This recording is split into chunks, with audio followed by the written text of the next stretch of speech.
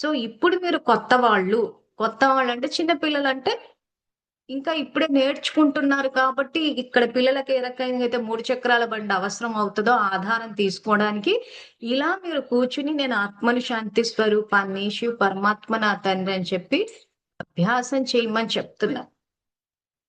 So ఒక స్టేజ్‌లో ఏమైపోతది, ఇంక మీరు అభ్యాసం చేయాల్సిన అవసరం లేకుండా కళ్ళ ద్వారా ఏం చూసినా, చెవుల ద్వారా ఏం విన్నా మీ స్థితి స్థిరంగా ఉంటది.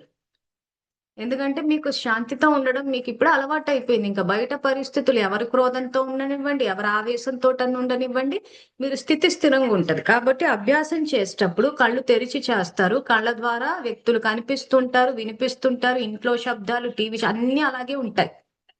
ఎవ్వరికీ ఏది చెప్పలేము. మన స్థితిని స్థిరంగా పెట్టుకుంటాం. అంటే మన సంకల్పాన్ని కదపొద్దు. నేను ఆత్మని శాంతి స్వరూపాన్ని అన్న సంకల్పాన్ని కదపొద్దు. ఆ స్థిరత్వాన్ని మనం ఇక్కడ అభ్యాసం చేస్తాం. అభ్యాసం చేసినప్పుడు ఏమైతది కర్మక్షేత్రంలో వ్యక్తులు కనిపిస్తారు, వినిపిస్తారు, మంచి, చెడు అన్నీ కనిపిస్తాయి గానీ మనం స్థితి స్థిరంగా ఉంటాము. బుద్ధి స్థిరంగా ఉంటది. మన ఆలోచనలు అదే స్థితప్రజ్ఞ స్థితి. సో ఇది యాక్చువల్‌గా మనం చేయాల్సింది. కానీ ఇక్కడ ఏమైపోతోంది? మనం అభ్యాసం చేసిన తర్వాత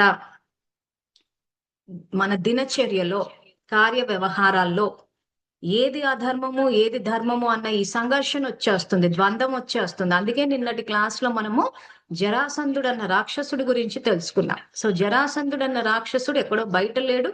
మనలోనే ఉంది ద్వంద్వ వైఖరి.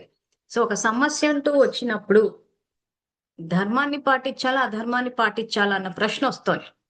సో ఈరోజు ఒక సమస్య వచ్చినప్పుడు శాంతితోటి ఉండాలా? క్రోధంతో ఉండాలా? ఆవేశంతో ఉండాలా?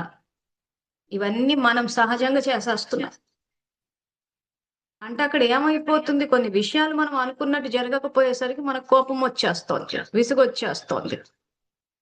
సో ఇప్పుడు ఈ ద్వంద్వ వైఖరిని మనం తీసేయాలి. సో యుద్ధం ఎక్కడ జరుగుతుంది? అంతర్యుద్ధం. సో భగవద్గీత ఏదైతే థియరీ చెప్పారో ఈ థియరీని సామాన్య పౌరులకు అర్థం కావడం కోసమని రామాయణ మహాభారతాలు రాసి ఆ మహాభారతంలో ఈ జరాసంధుడు అన్న రాక్షసుణ్ణి పెట్టారు. సో ద్వంద్వ వైఖరి ఎక్కడుంది? మనలో ఉంది. దాన్ని ఎలా సంహరించాలి అనంటే ఆత్మబలంతోటి. భీముడు ఆత్మబలానికి నిదర్శనం.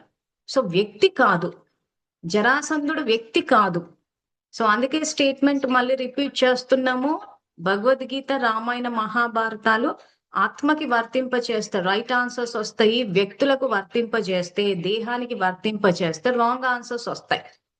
సో